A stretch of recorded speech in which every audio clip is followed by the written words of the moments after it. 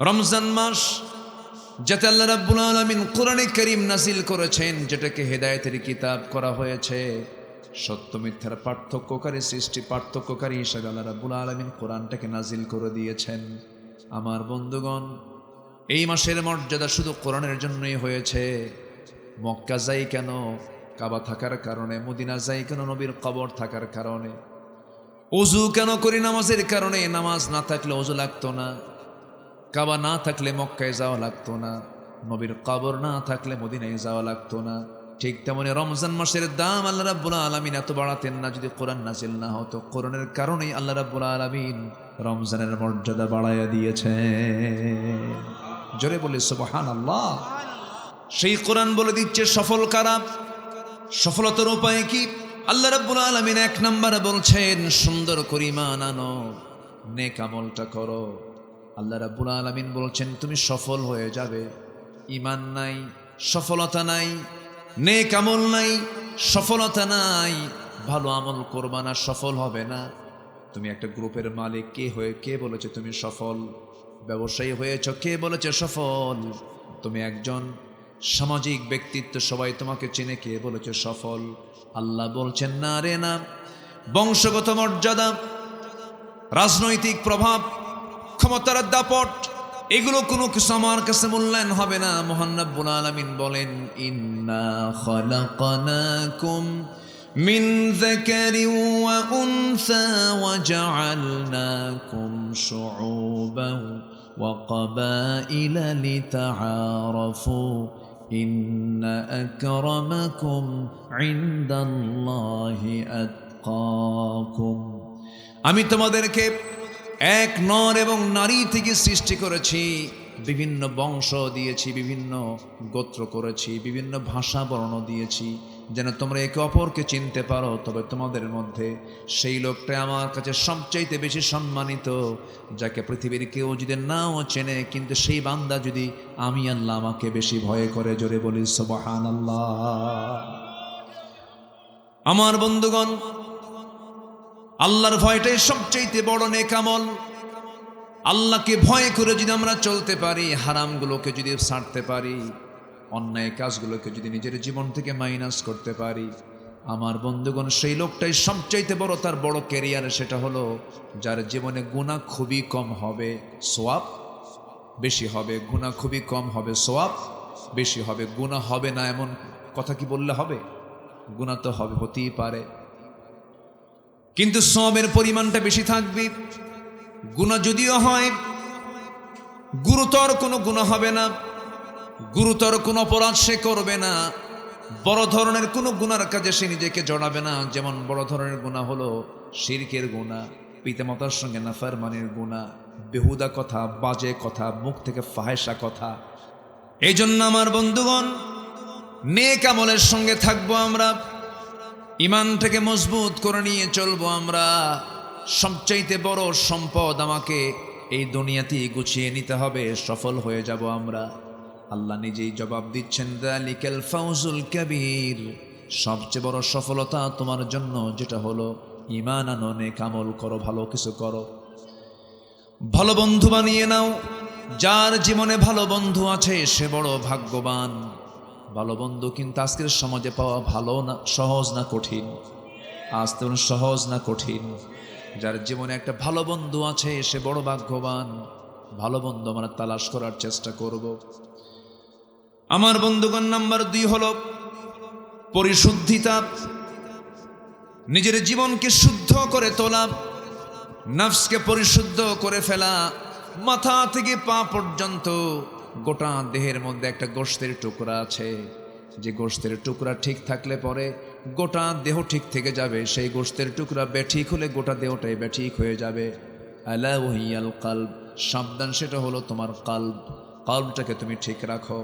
আল্লাহ রাব্বুল আলামিন সুন্দর করে বলছেন, قد أفلح من تزكى وذكر اسم ربه فصلى بل تؤثرون الحياة الدنيا والآخرة خير وأبقى إن هذا لفي الصحف الأولى সুহুফি ইব্রাহিম ওয়া মূসা।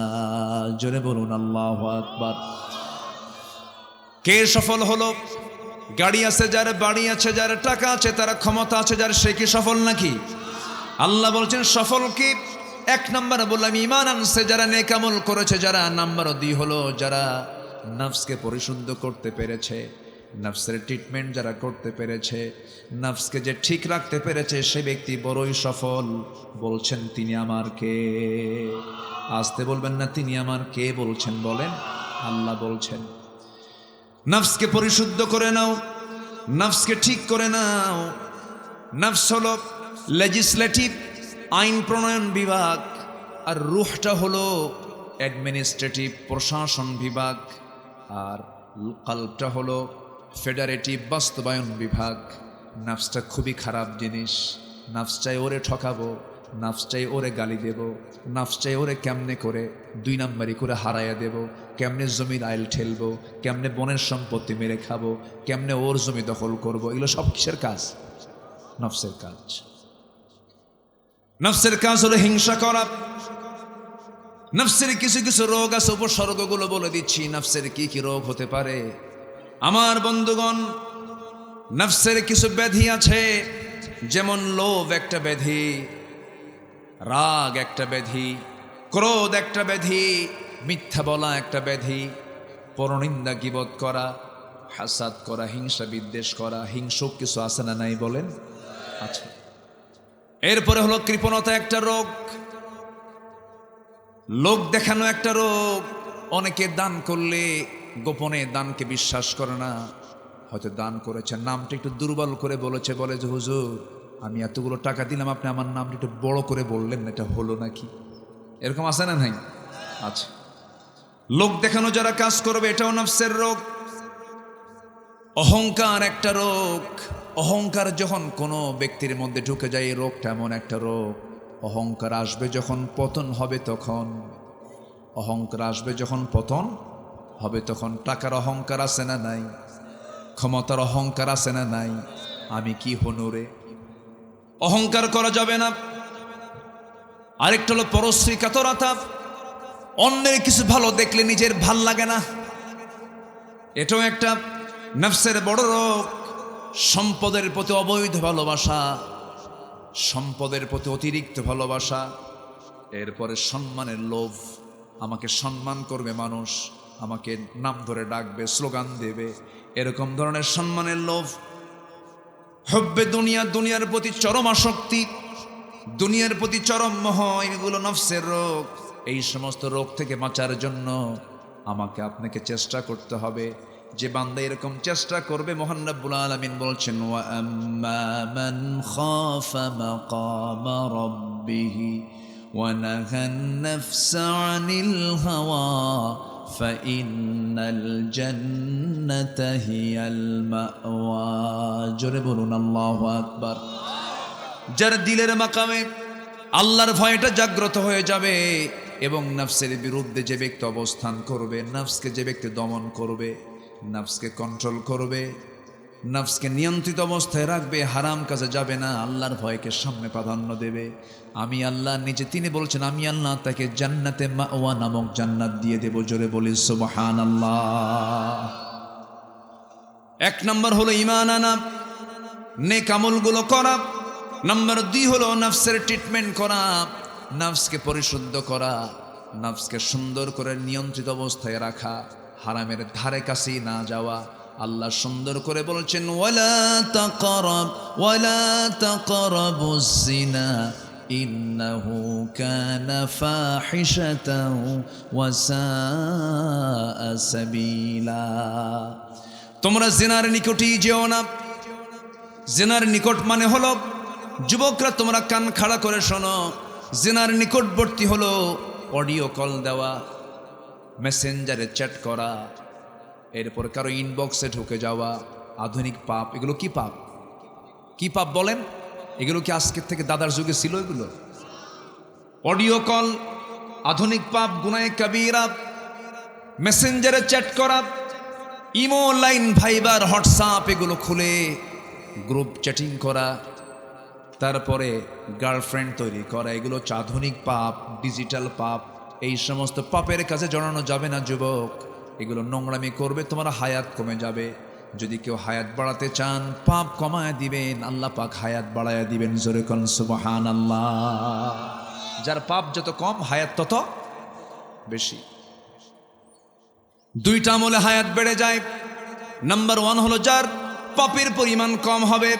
নাম্বার 2, যে ব্যক্তি আত্মীয়র হক আদায় করবে, নিজের ভাই বোন আছে, আত্মীয় স্বজন আছে, তাদের হক আদায় করবে। আত্মীয়তার হক আদায় যারা করবে, রাসূল বললেন নিজের হায়াতকে যদি বাড়ায় নিতে চাও, আত্মীয়তার হক আদায় করো, পাপ মুক্ত জীবন গড়ো। জোরে বলি সুবহানাল্লাহ। পাপের কাছে যাওয়া যাবে না আব্বা। যুবকরা, তোমাদের নিয়ে খুব টেনশন হয়। তবে না, আমি ভাবছিলাম কি জানেন কামাল ভাই, আমি ভাবছিলাম যুবকরা মনে হয় শেষ হয়ে গেছে সব, আর একটাও ঠিক নাই। কিন্তু 5ই অগাস্টের যে চিত্র এর আগে পড়ে, জাতে মাতাল তালে ঠিক, ঠিক কিনা? এই পালস রাজনীতিবিদদের বুঝতে হবে। এখনো কিন্তু চাঁদাবাজি আছে।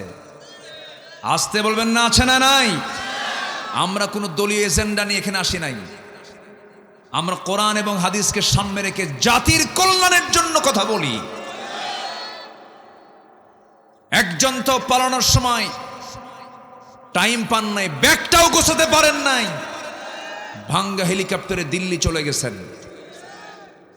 এই জাতি ধরে ধরে না, ধরলে জাতি ধরে ধরে ধরে না, ধরলে আল্লাহ ছাড়ে না। বাদ দিতে হবে এগুলো, আকাম কুকাম বাদ দেন। হয়তো পালানোর সুযোগ পাইছে একজন, আপনি পালানোর সুযোগটাও পাবেন না। এগুলো মাথায় নিতে হবে। আপনি বান্দার হক নষ্ট করবেন, পুকুর দখল করবেন, আল্লাহ আপনার পেটের মধ্যে এমন একটা ফুটা দিবেন, জীবনে সুস্থ হতে পারবেন না। হারামের কোনো আরাম নাই। আমরা হারামের কাছে যাব না। জোরে বলি ইনশাআল্লাহ, জোরে বলি ইনশাআল্লাহ। আমি প্রায় একটা কথা বলি, বলুন তো, গরিব বেশি, গ্রামের মানুষ বেশি খায় না শহরের মানুষ বেশি খায়? হ্যাঁ, শহরের মানুষ বেশি খায়, গ্রামের মানুষ বেশি খায়। শহরের মানুষ কি খায়? খাই দিতে পারে না। হাজার হাজার কোটি টাকার মালিক খাইতে বসলে আগে চার্ট নেয়, চার্ট, ডাক্তার চার্ট দিছে, এত গ্রাম, 2 গ্রাম, 3 গ্রাম, 4 গ্রাম, এতগুলো রুটি নিয়ে বসে, এক রুটির 4 ভাগের 1 ভাগ খায়। 1 কেজি আঙ্গুর সামনে টস টসা একটা আঙ্গুর খায়, আরেকটা আঙ্গুর খেতে নিলেই অ্যাসিস্ট্যান্ট সেক্রেটারি বলে, খবরদার আরেকটা আঙ্গুর খাওয়া যাবে না, ইনসুলিন নিতে হবে। কিন্তু একটা খায় আর এতিমের মতো ছায়া থাকে। আহারে কপাল। হাজার হাজার কোটি টাকার মালিক খেতে পারে না। আচ্ছা বলুন তো, গরিবের সন্তান বেশি না ধনীর সন্তান বেশি? হ্যাঁ, গরিবের সন্তান বেশি। আল্লাহ কয়, গরিব তুই, তোরে খাদ্য দেব আর সন্তান দেব, তুই খাবি আর বাচ্চা প্রোডাকশন দিবি, যা। আল্লাহু আকবার কয়।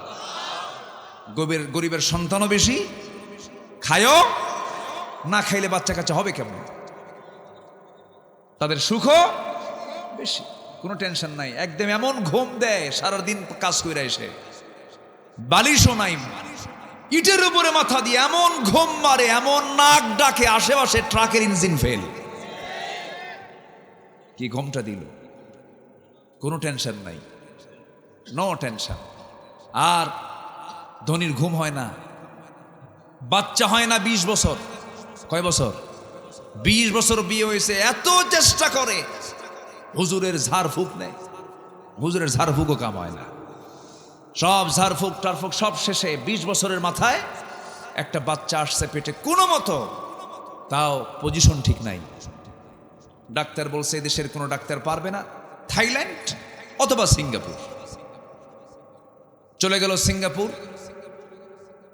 নরমালে হবে না, সিজারে হতে হবে। সিজারে বাচ্চা একখান কোনো মতো হলো, হওয়ার সঙ্গে সঙ্গে তার আর অক্সিজেন কাজ করে না। শেষ পর্যন্ত নিল হলো আইসিইউতে। কয়েক মাস থাকার পর, কয়েক কোটি টাকা বিল নেওয়ার পর কোনো মতো ফিরে আসছে দেশে, কিন্তু ছায়া থেকে আরেকদিকে, নজর আরেকদিকে। কি কথা কি বুঝতেছেন আপনারা? সুখ দেওয়ার মালিককে আসতে বলবেন না, সুখ দেওয়ার মালিককে। কুলু মিন তাইয়্যিবাত তোমরা যা খাবা পবিত্র কিছু খাও, হারাম কিছু খেতে যেও না, আরাম পাবা না।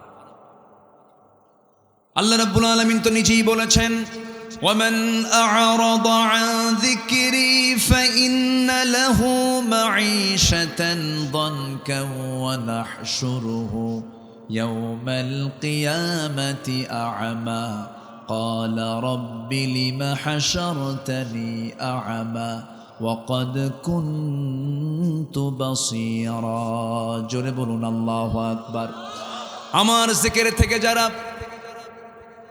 বিমুখ হয়ে পড়বি, আমি তার দুনিয়ার জীবনকে সংকীর্ণ করে দেব, দুনিয়ার জীবনে সুখ পাবে না, দুনিয়ার জীবনে শান্তি পাবে না, এবং আমি তাকে হাসরের দিন আমি তাকে অন্ধ করে তুলব। কি করে তুলব? অন্ধ করে তুলব। দুনিয়াও শেষ, আখিরাতও শেষ হয়ে যাবে। হাজার হাজার কোটি টাকার মালিক,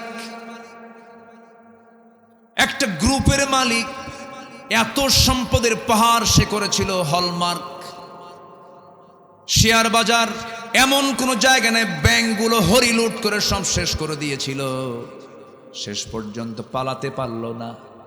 সে নিজের জীবনকে বাঁচানোর জন্য নবীজির গুরুত্বপূর্ণ একটা সুন্নাহ দাড়িটা পর্যন্ত কাটছে। জানেন না? আপনারা জানেন না? জানেন কি না?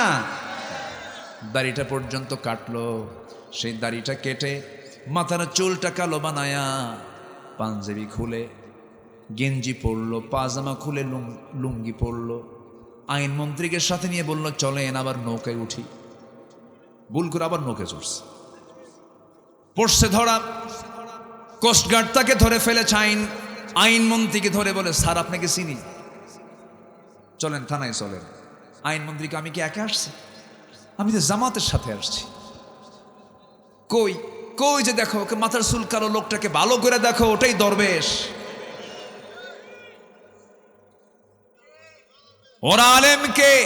ওরা আলেমকে বেইজ্জত করতে গিয়ে ওরা নেংটা করে আল্লাহ বিদায় করে দিয়েছেন। সব জায়গায় হাত দিতে নেই, এগুলো মাথায় রেখে চলতে হবে। আমরা সামনে মাথায় রেখে চলবো, জোরে বলি ইনশাআল্লাহ। সততা নিয়ে চলবো, জোরে বলি ইনশাআল্লাহ। কষ্ট দিচ্ছি মনে হয়? আমার ভাইয়েরা, সত্যবাদী হতে হবে, মিথ্যা কথা বলা যাবে না। নাম্বার 3 হলো, সত্যবাদী যদি হও আমি তোমাকে সফলতা দিয়ে দেব। কার কথা?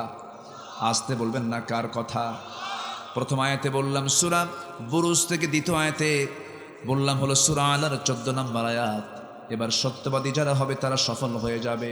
আল্লাহ রাব্বুল আলামিন সূরা মায়েদার 119 নম্বর আয়াতে বলছেন, রাদিয়াল্লাহু আনহুম ওয়া রাদু আনহু যালিকাল ফাওজুল আযীম। জোরে বলুন আল্লাহু আকবার।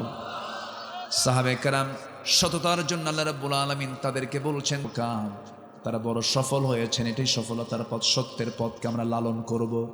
এই জীবনে, এই দুনিয়াতে একজন মানুষ কোনোদিন তার মুখ থেকে একটা মিথ্যা কথা বলেন নাই। তিনি কে বলুন তো?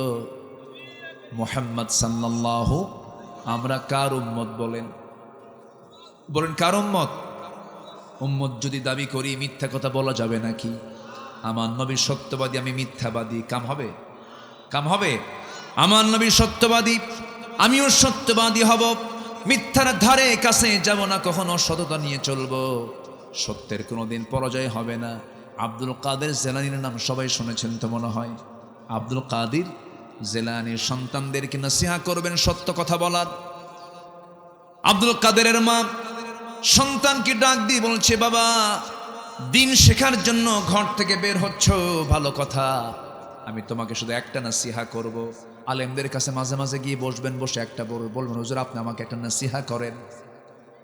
যেখানে সুযোগ পাবেন সেখানে বলবেন, আপনি একটা আমাকে নসিহা করেন, একটু উপদেশ আপনি আমাকে দেন, এইগুলোকে কাজে লাগাবেন। মা তার সন্তানকে বলতেছে, বাজান আব্দুল কাদের, শিক্ষার জন্য তো যাচ্ছ, দিন শেখার জন্য যাচ্ছ, একটা কথা আমার মনে রাখবা বাবা। কি মা? তুমি বলো, জীবনে কখনো একটা মিথ্যা কথাও বলবা না। যাও, আমি তোমাকে একটা শিক্ষা দিয়ে দিলাম। আব্দুল কাদের জেলানি চলে গেলেন। মাঝপথে ডাকাত ধরেছে। কে ধরেছে? ডাকাত দল ধরে ফেলেছে। সবার কাছ থেকে যা পাচ্ছে সব নিয়ে চলে যাচ্ছে। কিন্তু ছেলেটা যখন একাকী যখন তাদের সামনে ধরা পড়েছে, সুন্দর করে সালাম দিয়ে ফেলেছেন। সালাম দিয়ে বলছেন, আপনারা কি চান আমার কাছে বলুন, তোমার কাছে কি আছে? সঙ্গে সঙ্গে পকেটের মধ্যে থাকা স্বর্ণ মুদ্রাগুলো যা যা ছিল সব পয়সাগুলো সব কিছু তার সামনে হাজির করে দিয়ে বলতেছে, এই যে আমার কাছে এগুলো আছে। ডাকাত অবাক হয়ে বলে, সব কিছু বলিলাই, সব দেখায় দিল, সব বলে দিল। কারণটা কি একটু প্রশ্ন করে দেখি তো। প্রশ্ন করছে, ও ছোট্ট যুবক, কিছু বলার আগেই তুমি সব কিছু বের করে দিলা কেন? তুমি তো মিথ্যার আশ্রয় নিতে পারতে। সঙ্গে সঙ্গে আব্দুল কাদের বলছেন, মার উপদেশ, মা শিখিয়ে দিয়েছেন জীবনে কখনো কোনো জায়গায় তুমি একটা মিথ্যা কথাও কখনো বলবা না। ডাকাতদের চোখ থেকে টপ টপ করে পানি পড়ছে। তারা মনে মনে চিন্তা করছে, এই যে অবৈধভাবে কামাই করে সন্তানদের জন্য যা রুটি রুজি করছি, এই দিয়ে তো কোনো লাভ হবে না। আমার সন্তানগুলো এদের মতো হওয়া দরকার, এর মতো হওয়া দরকার। ডাকাতি বাদ দিয়ে সব আল্লাহওয়ালা হয়ে গেছে। জোরে বলেন সুবহানাল্লাহ। সত্য মানুষকে জান্নাতের দিকে নিয়ে চলে যায়। ইহাদি ইলাল বির ওয়াল বিররু ইয়াহদি ইলাল জান্নাহ। সত্য মানুষকে পুণ্যের দিকে নিয়ে যায়, আর সেই বীর মানুষকে জান্নাতের দিকে নিয়ে চলে যায়। মিথ্যা মানুষকে জাহান্নামের দিকে নিয়ে চলে যায়। এই জন্য সত্যবাদী আমরা হব। জোরে বলি ইনশাআল্লাহ, আরো জোরে বলি ইনশাআল্লাহ। এই দেশে রাজনীতিবিদরা মাইক পেলে পরে হাসা কথা না মিশা কথা, হাসা কথা না মিশা কথা, খেলে মিথ্যা কথার চাপা। আর কি আছে? চাপা। এদেশে রাজনীতি করার জন্য দুটো যোগ্যতা লাগে, একটা হচ্ছে মোষ মোটা, আরেকটা হচ্ছে পেট মোটা। কথা বলছেন, মোষ মোটা আর পেট মোটা, বাস হয়ে গেছে। একজন তো প্রতিবন্ধী নেতা ছিলেন, নোয়াখালীর প্রতিবন্ধী নেতা বলি আমি তাকে, প্রতিবন্ধী নেতা। মাইক পাইলেই একটাই তার বুলি ছিল, সেটা হলো খেলা হবে। সব শেষ করে দিয়েছে, রাজনীতিবিদদের ক্যারিয়ার ধ্বংস করে দিয়েছে। আর ঠিক কিনা? যা মনে হতো তাই বলতো, যা ইচ্ছা তাই বলতো, মুখে যা আসে তাই বলে। যারা সবচাইতে জগতের জঘন্য মানুষ, তারা মুখ থেকে যা আসে তা বলবেন কেন? আলা উনাব্বিউকুম বিআকবারিল কাবাইর। রাসূল বললেন, আমি কি তোমাদেরকে বড় বড় কবিরা গুনার কথা বলবো? হুজুর বলেন, নাম্বার 1 শিরক, নাম্বার 2 পিতামাতার সঙ্গে খারাপ আচরণ করা, উকুকুল ওয়ালিদাইন, নাম্বার 3 হচ্ছে কাউলুজ জুর, বাজে কথা বলা, বেহুদা কথা বলা। বেহুদা কথা বলবো কেন? ইমানদারের মুখ হবে জমির দলিল লেখার মতো। ইমানদারের মুখ হবে কি? জমির দলিল লেখার মতো। জমির দলিল লেখক কি দলিল ভুল করে? ভুল লেখে? ইমানদারের জবান হবে ইমানের মতো। আল্লাহু আকবার বলেন। যা বলবে, এই মুখ থেকে যা ছেড়ে দেবে, ওটাই হবে তার দলিল।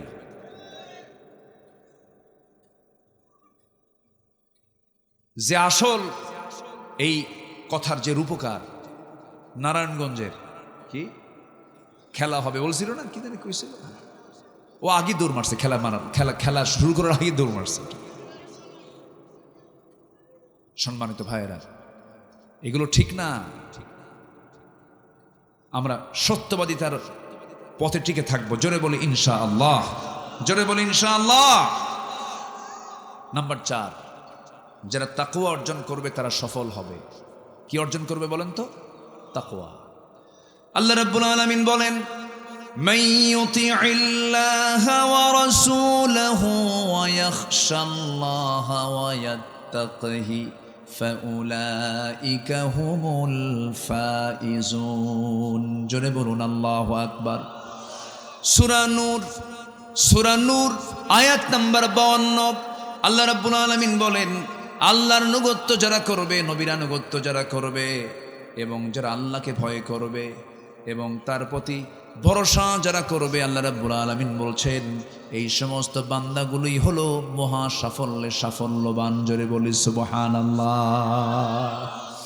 আল্লাহর এক জায়গায় বলছেন, ইয়া আইয়ুহাল্লাযীনা আমানু আতিউল্লাহা ওয়া আতিউর রাসূলা ওয়া উলিল আমরি মিনকুম ফাইন তানাযা'তুম ফি শাইইন ফারুদ্দু ইলাল্লাহি ওয়ার রাসূল। জোরে বলুন আল্লাহু আকবার। আল্লাহর আনুগত্য করো, নবীর আনুগত্য করো, তোমাদের মধ্যে যারা মুরব্বী তাদের আনুগত্য করো, তবে তাদের মধ্যে যদি কোনো ভেজাল দেখো, কোনো তানাজা দেখো, সেই সময় তোমরা ফিরে যাবে দুজনের দিকে। এক নাম্বার কে? নাম্বার 2 হচ্ছে মুহাম্মদ সাল্লাল্লাহু আলাইহি ওয়াসাল্লাম। আমার বন্ধুগণ, আনুগত্যের প্রয়োজন আছে না নাই বলেন? এক নাম্বার আনুগত্য করব কার? নাম্বার 2 হচ্ছে মুহাম্মদ সাল্লাল্লাহু আলাইহি ওয়াসাল্লাম। আল্লাহকে ভয় করব আমরা। ভয় কাকে বলে দেখেন, প্রথম খলিফা নিয়ে একটু কথা বলেছিলাম, আবার একটু কথা মনে হয়ে গেল।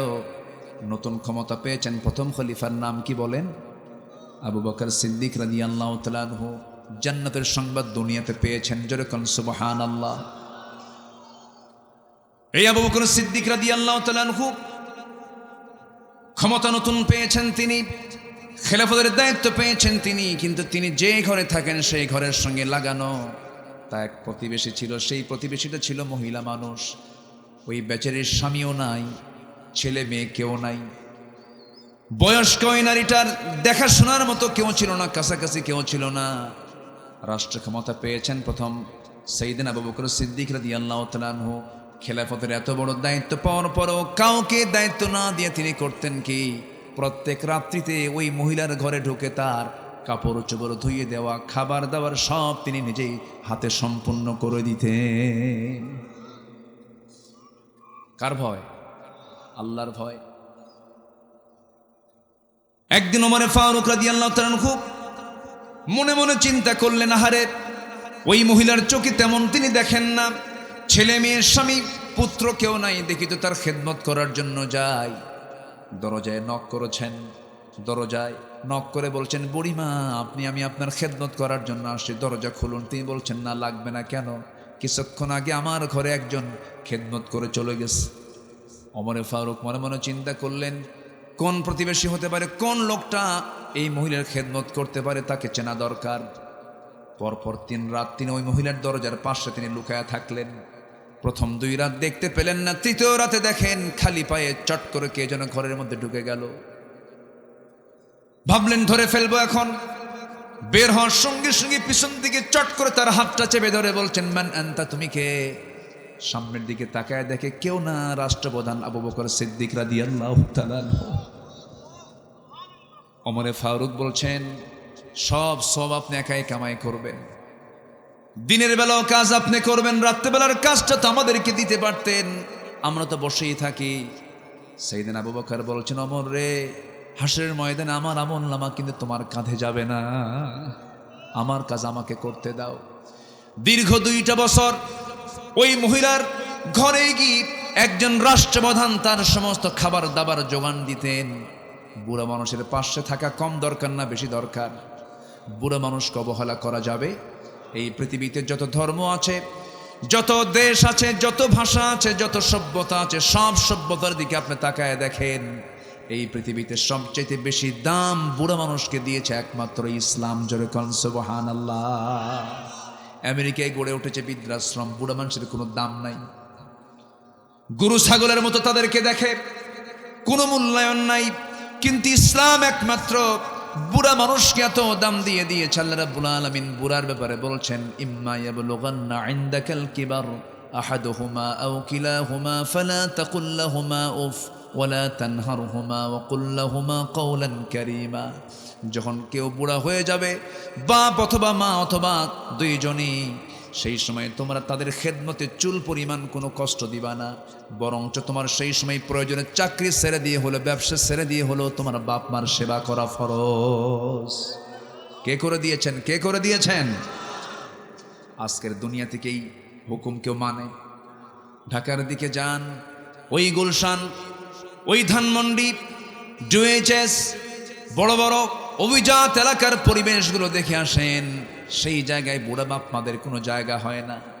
সেই বুড়া বাপ মাগুলোকে পশ্চিমা সংস্কৃতি, ইউরোপিয়ান সংস্কৃতি লালন করে তাদেরকে বৃদ্ধাশ্রমে রেখে আসে।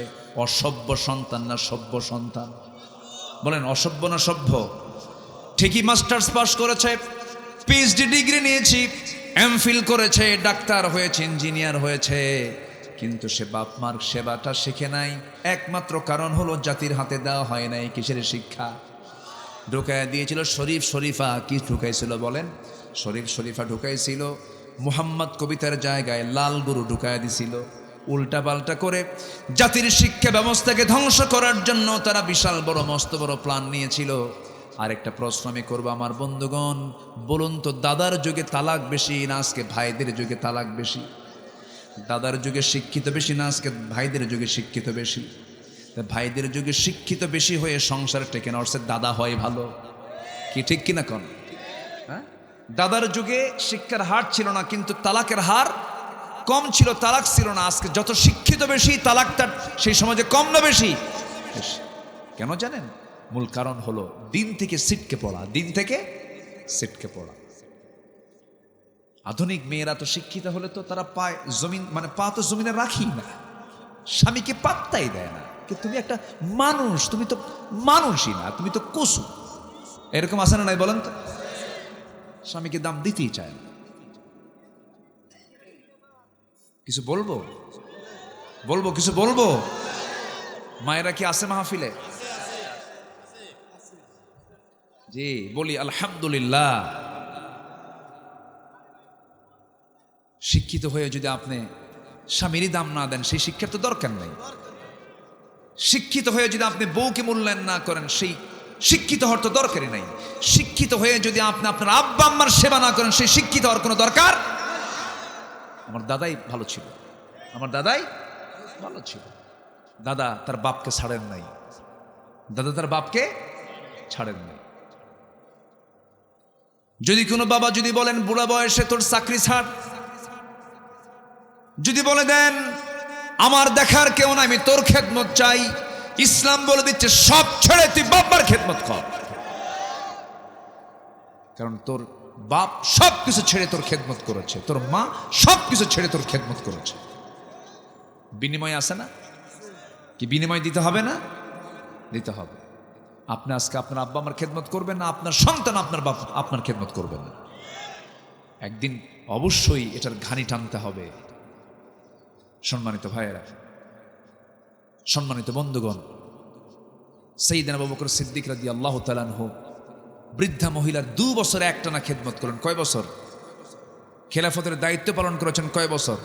2 বছর। দুনিয়া থেকে বিদায় নিলেন।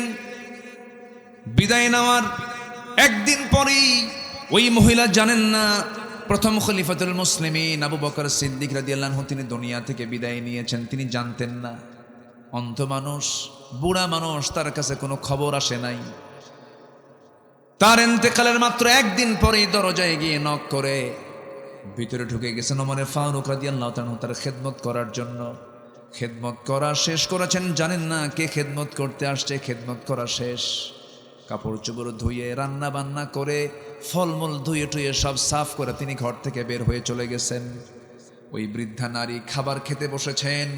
খেজুর যখন খাচ্ছিলেন, খেজুর ধোয়া খেজুর সামনে, খেজুরটা যখন মুখের মধ্যে বিসমিল্লাহ বলে নিয়ে যখন একটা কামড় মেরেছেন, কামড় মারার সঙ্গে সঙ্গে বিচি যখন দাঁতের নিচে পড়েছে তখন বলে ফেলছেন ইন্না লিল্লাহ।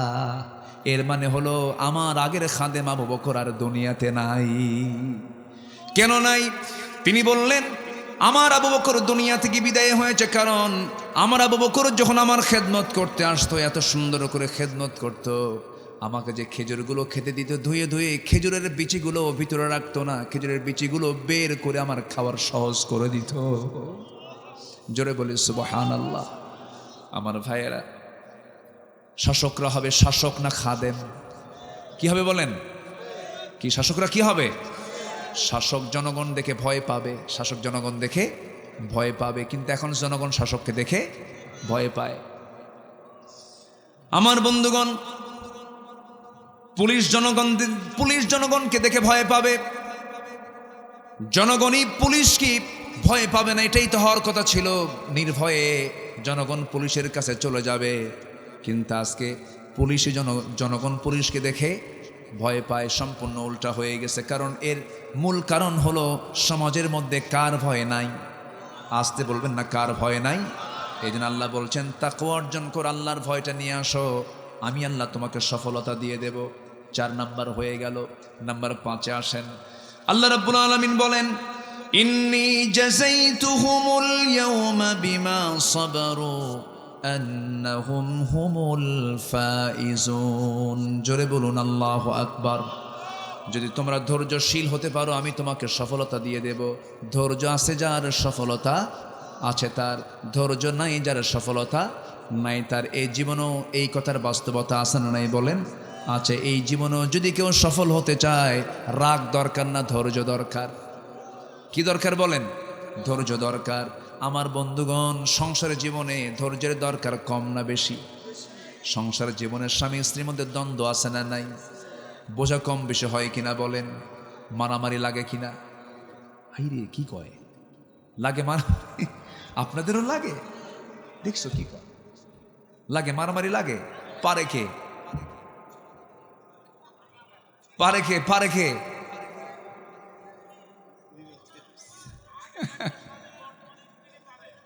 হ্যাঁ জি, আমার শ্রোতাগুলো আমার মতোই, বলি আলহামদুলিল্লাহ। মারামারি করা যাবে না তো, মারামারি করা যাবে না। মারামারি জায়েজ করে দিলাম না তো, মারামারি করা যাবে না। স্বামী স্ত্রীর ভিতরে দ্বন্দ্ব লাগলে যে পরিবারে এই কথাটা চালু আছে যে সরি, দুঃখিত, যদি এই কথা যদি স্বামী স্ত্রীর উভয়ের মধ্যে যদি এই কথাটা যদি ঘন ঘন থাকে কোনোদিন মারামারি লাগবে না। কিন্তু বিশেষ করে মহিলাদের মধ্যে সরি কথাটা খুবই কম। মরে যাবো সরি কম না, কি ঠিক কিনা? কম। তুমি আমার ভাবছো কি? হ্যাঁ, খলিকাত মিন দিলাইন, মেয়েদেরকে সৃষ্টি করা হয়েছে সোজা হাড়ে না বাঁকা হাড়ে? বাঁকা হাড়ে। এই জন্য এটাও আপনার মাথায় রাখতে হবে যে ও মরবে কিন্তু সোজা হবে না, এটাও মাথায় রাখতে হবে। মেয়েরা একটু বাঁকা প্রবণ হবেই, এটা তাদের স্বভাব, এটা তাদের সৌন্দর্য বটে, ঠিক আছে না? সৌন্দর্য বটে। আবার মেয়েরা কিন্তু প্রশংসা পেলে খুব খুশি হয়, এটাও মাথায় রাখতে হবে যে মেয়েরা প্রশংসা যদি একবার পায়, যদি একবার শুনে আপনার মুখ থেকে তুমি আমার চোখে একমাত্র নারী পৃথিবীতে একটাই, তুমি আমার, দেখবেন যে সব যা আছে সব ধুই মুছে সাপ, এক কথায় সব শেষ হয়ে যাবে। এরকম পাম্পটি মাঝে মাঝে দিবেন, তাহলে তার কোনো গন্ডগোল লাগবে না। মেয়েদেরকে প্রশংসা করবেন, ওরা খুশি হবে। আর কোন পুরুষকে যদি কেউ প্রশংসা করে তোর ভাবে তোর মতলব খারাপ, তুই প্রশংসা করিস। পুরুষকে প্রশংসা করলে তখন কি করে? মাইন্ড করে যে ও আমার প্রশংসা করতেছে কেন, লক্ষণ তো খারাপ, ও কিছু চাচ্ছে মনে হয়। আল্লাহ তাআলা নারী পুরুষকে দুটো ধরন দিয়েছেন। এই জন্য মেয়েদেরকে সহজ আয়ত্ত করা একটা পুরুষের জন্য কঠিন কিছু নয়। অন্যের বউ না, কিন্তু নিজের বউ যেন মনে থাকে। আবার আমি কিন্তু এখানে স্বামী স্ত্রী কথা বলতেছি, যুবকরা আবার এগুলো শুই না, আবার অন্য কোথাও প্র্যাকটিস করো না। কে বলেছে স্ত্রী কন্ট্রোল হবে না? কে বলেছে? কেন হবে না? আপনি ইসলাম মেনে চলেন, সব জান্নাতের টুকরা হয়ে যাবে। জোরে বলে সুবহানাল্লাহ। অবশ্যই হবে। এই জন্য ধৈর্যের দরকার আছে না নাই বলেন তো? ধৈর্য, রাগ করা যাবে না। হ্যাঁ, দাড়ি, এর মধ্যে আবার দাড়ি ঢুকাই দিলেন না? ঠিক আছে, হ্যাঁ, না দাড়ি রাখতে হবে না। চাচাকে ধন্যবাদ, দাড়িও রেখে দেবো। জোরে বলি ইনশাআল্লাহ। কামাল ভাই রেখে দেন। ওই আপনার দিকে তাকাই মনে হয় খুশি কথা কি ঠিক আছে না? যে আমরা দাড়িওয়ালা হয়ে যাব। জোরে বলি ইনশাআল্লাহ। এটা জরুরি। কালো চাচা চলে গেছে, আপনার আব্বা চলে গেছে, সিগন্যাল তো আসতেছে, সিগন্যাল আসতেছে না? একটা মৃত্যু মানে একটা সিগন্যাল, যে কোনো মুহূর্তেই আমার আপনার চলে যাওয়া লাগতে পারে। আমার এক বন্ধু নাম জিয়া মারা গেছে, আমি জানতাম না। একসঙ্গে আলিম করেছি, একসঙ্গে দাখিল করেছি, এসএসসি ইন্টার করেছি। ও আর্মিতে চলে গেল, আর্মিতে চাকরি করতে গেল। সুন্দর তেলাওয়াত ছিল, সুন্দর কণ্ঠ ছিল তার, আমার চেয়েও সুন্দর তার বাচনভঙ্গি, সবকিছু সুন্দর ছিল। আল্লাহ যাকে যেভাবে নেন, আর্মিতে সে চলে গেল, আর্মি অফিসার হয়ে গেল, বিয়ে শাদী করে ফেলল। আমি হঠাৎ করে একদিন, বহুদিন কথা হয় না, ফোন দিলাম। ফোন দেওয়ার সঙ্গে সঙ্গে ফোনটা একজন উঠালো, সালামের জবাব শোনা মাত্রই দেখলাম মহিলা কণ্ঠ। বললাম আমি জিয়াকে চাচ্ছিলাম, জি আমার কোথায়? বন্ধু আমি অমক বলছি। সঙ্গে সঙ্গে ওই অপর সাইড থেকে জবাব আসলো, আপনার বন্ধু জিয়া তো নাই, কোথায় বেড়াতে গেছে? কবরে চলে গেছে। আমার কলেজে একটা ধাক্কা লাগলো। আরে আমার বয়স, একসঙ্গে থাকলাম, একসঙ্গে কত খেলা খেললাম, একসঙ্গে খেলাম দিলাম, আড্ডা দিলাম, কত জায়গায় সফর করলাম, কত হাসাহাসি করলাম, কত চা চক্রে বসলাম। আজকে বন্ধুটা কবরবাসী হয়ে গেছে। আমার বয়সী বহু বন্ধু বান্ধব দুনিয়াতে নাই, এমন আছে না নাই? ভুল শিখবো কোন দিন, ভুলটা সংশোধন করবো কোন দিন আমরা ভাই? জীবন তো একটাই, জীবন তো একটাই, যে কোনো মুহূর্তে দুনিয়া থেকে বিদায় নিয়ে যাব। দরদ দিয়ে বলছি ভাইয়েরা, আজকে 10 বছর যাবত এই মাহফিল আসা চলছে, আগামী বছর আসতে পারবো তার কি কোনো গ্যারান্টি আছে নাকি বলেন? গ্যারান্টি নেই। কত বন্ধু চলে যায়, আমিও তো চলে যেতে পারি, আপনিও চলে যেতে পারেন। এই 10 বছর আগে, আজ থেকে 10 বছর আগে এমন শ্রোতাও এখানে এসেছেন যিনি দুনিয়াতে নাই। এই মাহফিলের সবতে পরপর 3 জন দুনিয়াতে নাই। আজকে একজন মুরব্বী ডান পাশে বসে আছেন, ওনার আপন ভাই সবগুলো দুনিয়া থেকে বিদায় হয়ে গেছে। এই তো দুনিয়ার নিয়ম রে ভাই, যে কোনো মুহূর্তে দুনিয়া থেকে বিদায় নিয়ে নেব। পৃথিবীর সবচেয়ে বড় শিক্ষার জায়গা হলো মৃত্যু শিক্ষা। একটা মৃত্যু একটা মানুষকে যে শিক্ষা দেবে, পৃথিবীর কোনো শিক্ষা প্রতিষ্ঠান থেকে এই শিক্ষা পাওয়া যাবে না। আমার ভাইয়েরা, আমরা শিক্ষা নিয়ে সামনের দিকে এগোবো, নতুন সুন্দর করে জীবনটাকে গড়ে ফেলবো। আল্লাহ বলছেন, বান্দা তুমি কি জানো, তুমি যদি সুন্দর করে সাজিয়ে গুছিয়ে তওবা করে আমার দিকে ফিরে আসো, আমি তোমার জন্য কি সারপ্রাইজ দেব। আল্লাহ সুন্দর করে ফুরকানের মধ্যে বলছেন, ইল্লা মান তাবা ওয়া আমানা ওয়া আমিলা সালিহান ফাউলাইকা ইউবাদদিলুল্লাহু সাইয়্যাতিহিম হাসানাত ওয়া কানা আল্লাহু গফুরুর রহিমা। জোরে বলুন আল্লাহু আকবার। আল্লাহ বলছেন, তবে হ্যাঁ, যারা তওবা করবে, 1 নাম্বার কি বলেন, জোরে বলেন, যারা তওবা করবে, ঈমান আনবে এবং নেক আমল করবে। তওবা যদি করতে পারো বান্দা, আমি তোমার জীবনের সমস্ত গুনাহগুলোকে, সাইয়্যাতগুলোকে, সমস্ত পাপগুলোকে আমি আল্লাহ সওয়াব দিয়ে, হাসানাত দিয়ে আমি তোমার সমস্ত গুনাহগুলোকে পাল্টায় দেব। জোরে বলে সুবহানাল্লাহ। আল্লাহ কিভাবে কি অফারটা দিচ্ছেন, তওবা করে ফিরে আসবা, তোমার গুনাহ আমি পাল্টায় সব বানায় দেব। আত-তাইবু মিনাজ যামবি কামান লা যামবা লাহ। যার তওবা কবুল হয়ে যায় তার আগের কোনো গুনাহ থাকে না।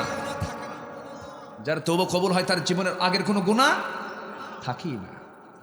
কিন্তু প্ল্যান করে কোনো গুনাহ করা যাবে না, প্ল্যান করে কোনো গুনাহ করা যাবে না। পরিকল্পিত গুনাহ করবেন, পরিকল্পিত কোনো কিছু করবেন, আল্লাহ মাফ করবেন না। পরিকল্পিত কোনো গুনাহ মাফ হবে না। হঠাৎ করে অজানায় জাহালাতে কোনো ভুল হয়ে গেছে, আল্লাহ পাক মাফ করে দিবেন। জোরে বলি সুবহানাল্লাহ। আমার বন্ধুগণ, আল্লাহ রাব্বুল আলামিন সব গুনাহকে মাফ করবেন, ইচ্ছাকৃত কোনো গুনাহকে মাফ করবেন না। প্ল্যান করে কোনো গুনাহ করলে পরে আল্লাহ পাক তাকে মাফ করবেন না। কোন একটা বিজাহালাতিন, কোন একটা অজানায় অজ্ঞতাবশত কোনো ভুল হয়ে গেছে, মাফ চেয়ে নেব, আমাকে মাফ করে দিবেন তিনি। আমার কে সবচেয়ে নরম, কে সবচেয়ে বেশি দয়ালু, কে বলেন? কে? আমার আপনার মধ্যে সেই দয়া নাই। আল্লাহর মধ্যে যে দয়া আছে, আমার আপনার মধ্যে সেই দয়া নাই। আমার বন্ধুগণ, আল্লাহ রাব্বুল আলামিন সফলতার উপায়ের জন্য বেশ কিছু জায়গায় কথাগুলো বলেছেন। সবগুলোকে এক লাইনে নিয়ে আসার জন্য আমি চেষ্টা করছিলাম। নাম্বার 1 মনে আছে কিনা? ঈমান আনবো, নেক আমল করব। নাম্বার 2 হলো পরিশুদ্ধ জীবন যাপন করব, নফসকে পরিশুদ্ধ করে ফেলবো। নাম্বার 3 হলো সত্যবাদী হব। নাম্বার 4 হলো তাকওয়া অর্জন করব। নাম্বার 5 হলো ধৈর্যশীল হব, ধৈর্যশীলদের অন্তর্ভুক্ত হয়ে যাব। ধৈর্য আছে যার বিজয় আছে তার, ধৈর্য নাই যার বিজয়ও নাই তার, দুনিয়াতেও নাই আখিরাতেও। তাই হলো জীবনের সকল জায়গায় আল্লাহ এবং রসুলকে মেনে নিতে হবে। জীবনের সকল জায়গায় নামাজে মানলাম, আইনে মানলাম না, তা হবে না। নামাজে মানলাম, এরপরে ব্যবসায় মানলাম না, তা হবে না। নামাজে মানলাম, আমি আমার চাকরিতে মানলাম না, তা হবে না। প্রত্যেকটা জায়গায় আনুগত্য হবে একমাত্র কার? আল্লাহ সুন্দর করে বলছেন, ومن يطع الله ورسوله فقد فاز فوزا عظيما জোরে বলুন আল্লাহু আকবার। সূরাতুল আহজাব আয়াত নম্বর 71 আল্লাহ রাব্বুল আলামিন বলছেন, যার জীবনে আল্লাহ এবং নবীর আনুগত্য ফুলফিল হয়ে যাবে তার চেয়ে মহা সফল বান্দা পৃথিবীতে আর কেউ নাই। আমার বন্ধুগণ, সাহাবে কেরামদের সফলতার মূল কারণ ছিল তারা চোখ বন্ধ করে রাসূলকে তারা আনুগত্য করেছেন, জীবনের চাইতে রাসূলকে বেশি ভালোবেসেছেন, নবীকে এত কাছে টেনেছেন, এত বেশি মোহাব্বত করেছেন। স্বপ্নে রাসূল ইন্তেকালের পরেও স্বপ্ন যোগে তারা রাসূলকে বারবার দেখেছেন। রাসূল তাকে স্বপ্নের মধ্যে ইঙ্গিত পর্যন্ত দিয়েছেন, ভালোবাসবেন যাকে তাকে তো আপনি দেখবেন, ভালোবাসবেন না যাকে তাকে আপনি দেখতে পাবেন না। এই জন্য আমাদের চিন্তা চেতনায় লালনে সব জায়গায় আল্লাহর পরে রাসূলকে আমরা লালন করব। জোরে বলি ইনশাআল্লাহ। যখন চোখে সুরমা দিব রাসূল আমার চোখে সুরমা দিতেন, যখন মাথায় টুপি দেব রাসূল আমার মাথায় টুপি দিতেন, যখন আমি চুলগুলো আঁচড়াবো রাসূল এমন করে বড় চুল রেখেছেন, যখন আমি কাপড়টা পরবো রাসূল এমন জুব্বা পরেছেন, যখন আমি পাজামা পরবো রাসূল এমন ঢিল পাজামা পরেছেন, আমি যখন মেসওয়াক করবো রাসূল আমার এমন করে মেসওয়াক করেছেন, আমি যখন আতর লাগাবো রাসূল এমন করে আতর লাগিয়েছেন, আমি যখন এরকম করে যখন সমস্ত কাজগুলো করতে যাব, খেতেন কেমন, চলতেন কেমন, কথা বলতেন কেমন, হাসতেন কেমন, কাঁদতেন কেমন, সেজদা দিতেন কেমন। রাসূল বলেছেন, তোমরা আমাকে ফলো করো, আমি তোমাকে ফলো করে জান্নাতে নিয়ে যাব। জোরে বলি সুবহানাল্লাহ। রাসূল আমার আলো আশা, রাসূল আমার ভালোবাসা, রাসূল আমার প্রেম বিরহের মূল আলোচনা, রাসূল আমার কাজে কর্মে অনুপ্রেরণা, রাসূল আমার ভালোবাসা। জোরে বলি আমিন, আরো জোরে আমিন। আল্লাহ কবুল করুন, জোরে বলি আমিন। নাম্বার 7 হলো সৎ কাজের আদেশ দেওয়া, অসৎ কাজের বাধা দেওয়া। এই কাজটা যারা করবে তারাও সফল হবে, তারাও কি হবে? সফল হবে। আল্লাহ রাব্বুল আলামিন বলেন, ওয়ালতাকুম মিনকুম উম্মাতুন ইয়াদউনা ইলাল খায়রি ওয়া ইয়া'মুরুনা বিল মা'রুফি ওয়া ইয়ানহাউনা আনিল মুনকার ওয়া উলাইকা হুমুল মুফলিহুন। জোরে বলুন আল্লাহু আকবার। আমি যে বারবার আয়াত বলছি, কষ্ট হচ্ছে নাকি আপনাদের? আয়াত যত বেশি বরকত তত, আর আয়াত যেখানে নাই সেখানে কোনো বরকত। আয়াত ছাড়া হুজুর আমার দেশে আছে না? নাই, আছে না? আয়াত ছাড়া হুজুর আছে, একটা আয়াত কয় না। হ্যাঁ, কি সুন্দর করে চাচা, খুব অ্যাক্টিভ, খুব ভালো। হাতে লাঠিও আছে কিন্তু, ওই যে হ্যাঁ দেখেন লাঠি দেখায় দিল, দেখেন হ্যাঁ রাখায়, জি সবই আছে জি। তাহলে আয়াত যত বেশি বরকত তত বেশি। শ্রোতামণ্ডলী আপনারা যদি সজাগ থাকেন, আলোচকরা সজাগ হয়ে যাবে।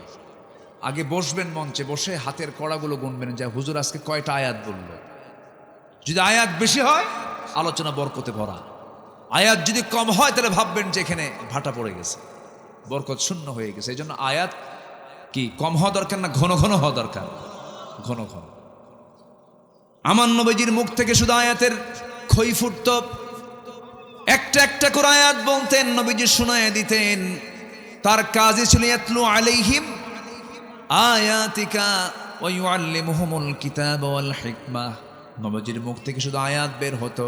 আল্লাহ রাব্বুল আলামিন বলছেন, সফল যদি হতে চাও সৎ কাজের আদেশ দাও, অসৎ কাজের বাধা প্রদান করো। আল্লাহ নিজে ওয়াদা করছেন, উলাইকা হুমুল মুফলিহুন, এই সমস্ত বান্দাগুলো সফল। সূরা আলে ইমরান 104 নম্বর আয়াত।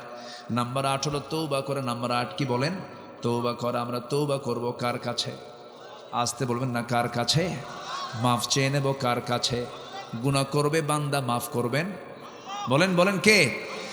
বান্দার গুনাহ হয়ে যাবে, আল্লাহ মাফ করে দিবেন। কিন্তু বারবার কিন্তু এই কথা বলছি, অজ্ঞতাবশত গুনাহ হলে পরে মাফ হবে, কিন্তু ইচ্ছা করে কোনো গুনাহ করা যাবে ইমানদার কখনো ইচ্ছা করে গুনাহ করতে পারে না। আমরা সুন্দর করে তওবা করব, মহান রব্বুল আলামিন বলছেন তুমি সফল হয়ে যাবে। তুবু ইলাল্লাহি জামিআন আইয়ুহাল মুমিনুনা লাআল্লাকুম তুফলিহুন। সূরা নূর আয়াত নাম্বার 31, আল্লাহ রাব্বুল আলামিন বলেন তোমরা সবাই মিলে তওবা করো হে মুমিনরা, আশা করা যায় তোমরা মহা সাফল্যে সাফল্যবান হয়ে যাবে।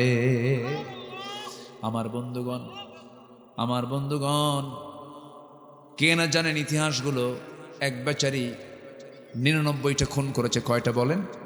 99টা খুন করেছে। একজনের কাছে গিয়ে বলছে ভাই আমি কি নাজাত পাবো নাকি, আমার কি গুনার কোনো, আমার কি মাপ পাওয়ার কোনো সুযোগ আছে নাকি? না নাই, ওরেও খুন করছে। ওরেও কি করছে? খুন করে ফেলেছে। 100টা পূরণ করার পরে ভালো হওয়ার নিয়ত নিয়ে সে ওই জায়গা থেকে রওনা দিয়েছে। তার কাছে একজন পরামর্শ দিল, ও খুনি তুমি হয়তো নাজাত পেতে পারো, তুমি অমুক শহরে চলে যাও, সেই জায়গায় ভালো সৎসঙ্গে তুমি চলাফেরা করো, ভালোভাবে চলাফেরা করো, আল্লাহ তোমাকে মাফ করতেও পারেন। রওনা দিয়েছেন, চোখের পানি ফেলতে ফেলতে রওনা দিয়েছেন। মাঝপথে তার ইন্তেকাল হয়ে গেছে, তওবা করে নিয়েছে। সঙ্গে সঙ্গে দুই ফেরেশতা আসছে, আযাবের ফেরেশতা, রহমতের ফেরেশতা, দুজন গন্ডগোল শুরু হয়ে গেছে। আল্লাহ বললেন মাপটা দিয়ে দেখো কোন দিকের মাপ বেশি, কোন দিকের মাপ কম, আসছে বেশি না আসছে কম, দেখো দূরত্বটা দেখো। যখন বলা হলো ভালো কাজে বের হয়েছে, তার যাওয়ার গতিটাই বেশি, তার দূরত্বটাই বেশি, আল্লাহ বললেন ওই বান্দাকে আমি জান্নাতি বান্দা বানায়া নিলাম। কি এটা কি মিথ্যা? একদম সহি বর্ণনা এটা।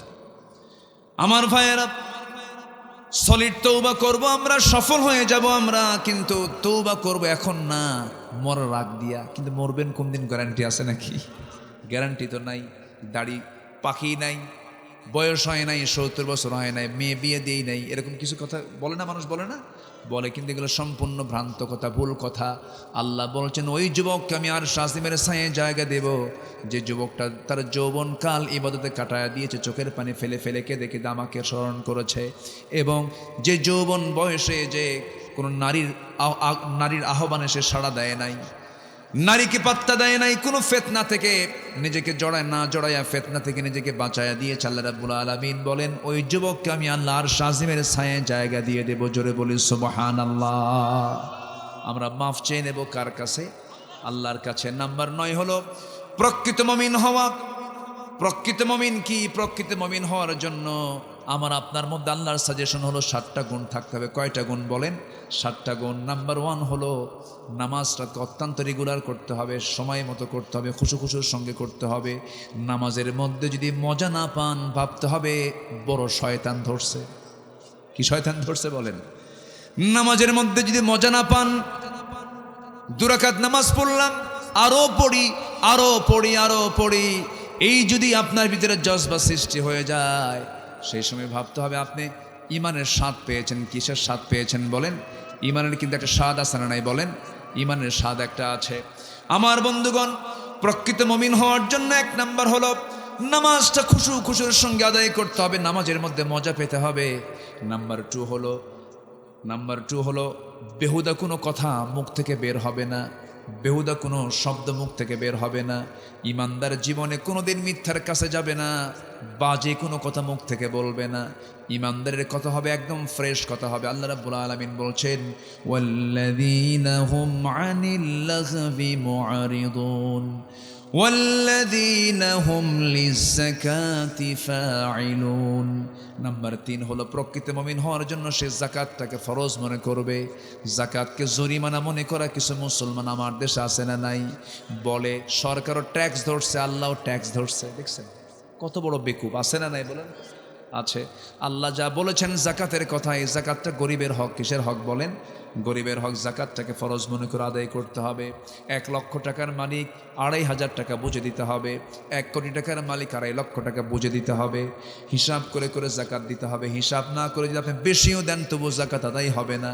হিসাব নাই যার যাকাতও আদায় হবে না তার। এই জন্য হিসাব থাকতে হবে, যাকাত আদায় হিসাব করে করতে হবে। যাকাত হলো ফরজ ইবাদত। ইসলামের ভিত্তি কয়টা বলেন? কয়টা বলেন? 1 নাম্বার কালিমা, নাম্বার 2 হলো নামাজ, নাম্বার 3 হলো যাকাত, এরপরে হজ, এরপরে রমজান। তাহলে যাকাত হলো কয় নাম্বার পিলার?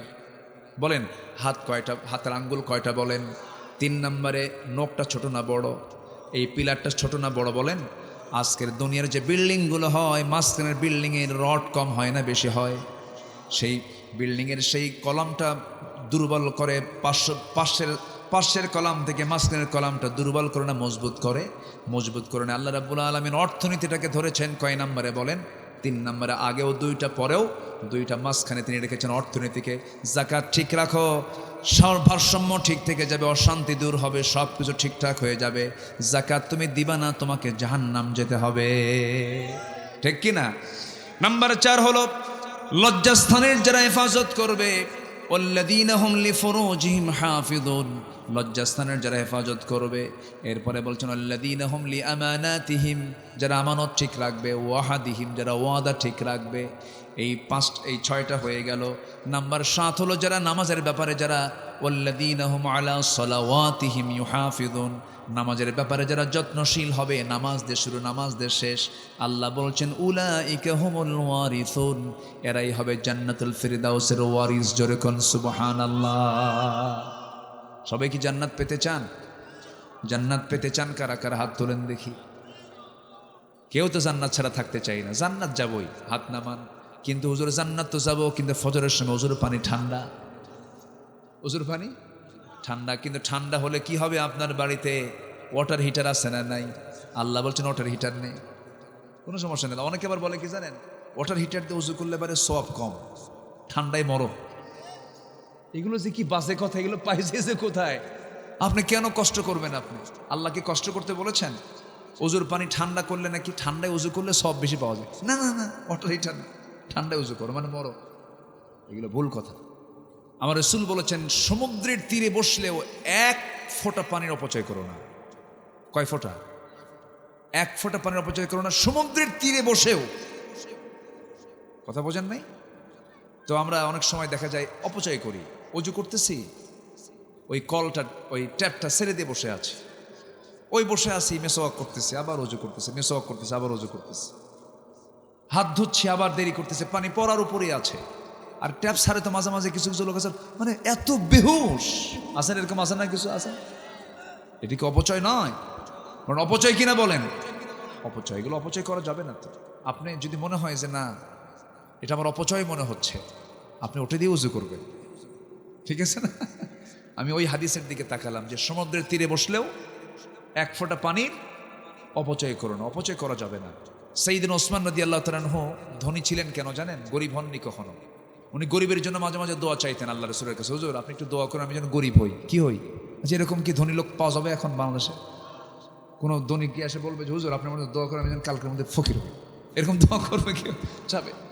সাইয়েদনা ওসমান একদিন বলেন, হুজুর আমার তো খুব শখ হয় আমি গরিব হয়ে যাই। তাই? আচ্ছা তোমাকে একটা আমি প্রশ্ন করব, কি ঘোড়ার উটের পিঠে চড়ে তুমি খাও কেমনে বলো তো? উট তো বড়, আমি উটের পিঠে চড়ছি এমনি, রাসূল চড়েছেন তো একটু দেখছি চেক আপ করে। এদেশে তার এগুলো নাই। তো মক্কায় গিয়ে, তায়েফে গিয়ে আমি উটের পিঠে চড়েছি। ওরে উটের পিঠে চড়াও একটা বিশাল সাহসের ব্যাপার এবং শক্তির ব্যাপার। অনেক জোরে জোরে হাঁটে, তো দৌড়ায়, জোরে জোরে যায়, গতিও আছে। এটা উটকে মরুভূমির কি বলা হয়? জাহাজ বলা হয়। তো উটের পিঠে যখন তিনি চড়তেন, তিনি বললেন ইয়া রাসূলুল্লাহ, আমি উটের পিঠে বসেও যখন খাওয়া শুরু করতাম, আমার হাত থেকে যদি একটা দানা যদি পড়ে যেত, সেই দানাটা তোলার জন্য আমি উটকে বসায় দিতাম। উটকে বসায়া সেই দানা তুলে পানি দিয়ে ধুয়ে এরপরে আবার ওই দানাটা খেয়ে নিতাম। আমি একটা দানা নষ্ট করতাম না। রাসূল বললেন, ওসমান তোমার জন্য দোয়া করে কোনো কাম হবে না, তোমার সম্পদ বাড়তেই থাকবে। যেরকম সুবহানাল্লাহ। মিতব্যয়ীদের ফলাফল হলো যে মিতব্যয়ী হবে, যে অপচয় করবে না, তার কোনোদিন কোনো রিজেকে অভাব হবে না। আচ্ছা জি, সম্মানিত ভাইয়েরা, আমরা যতটুকু শুনেছি আমরা আমল করব, জোরে বলি ইনশাআল্লাহ। সবার বাড়িতে মা বোন আছে না নাই? পর্দার বিষয়টা খেয়াল করবেন। আপনার বউকে যেন কোনো পরপুরুষ না দেখে, আপনার মেয়ের দিকে যেন কোনো লোলুপ দৃষ্টি যেন কোনো পুরুষের না পড়ে। এগুলো দেখার দায়িত্ব বাড়ির গার্জিয়ানের দরকার আছে না নাই বলেন তো? আচ্ছা, আপনার মেয়েকে আপনি অন্য পুরুষের চোখের সৌন্দর্য বানায় দিবেন কেন? চোখের খোরাক বানায় দিবেন কেন? এটা তো নিজের বিবেকেও তো বেজে আসে। যে পিতার এই বিবেক নাই, সে পিতা নয়, সেটা জঘন্য জাহান্নামের নরকীট। এই জন্য নিজের মেয়েকে সেভ করতে হবে, নিজের বাচ্চাগুলোকে সেভ করতে হবে। আল্লাহ যেন সবাইকে পর্দা সহকারে চলার তৌফিক দান করে। অনেক কথা বলে ফেলেছি, যতটুকু হয়েছে আমরা বলে ফেলি আলহামদুলিল্লাহ, জোরে বলি আলহামদুলিল্লাহ। যে যেখানে আছেন আমরা বসে পড়ি, আমরা তাশাহুদের সূরতে বসে যাই, নামাজের মতো করে বসে যাই। আমরা চাইবো কার কাছে? আল্লাহর কাছে আমরা চাইবো আল্লাহ যেন আমাদের সকলের গুনাহগুলোকে আল্লাহ পাক মাফ করে দেন। জোরে বলি আল্লাহুম্মা আমিন।